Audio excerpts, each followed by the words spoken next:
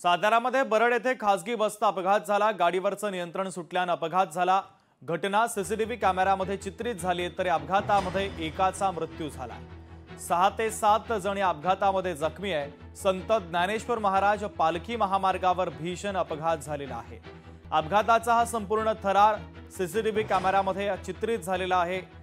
या संदर्भातला हा व्हिडिओ देखील आपण पाहतोय।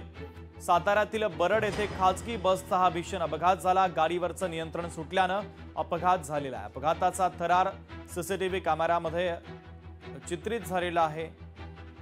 तर या अपघातात एकाचा मृत्यू झालाय। संत ज्ञानेश्वर महाराज पालखी मार्गावर भीषण अपघात झालेला आहे।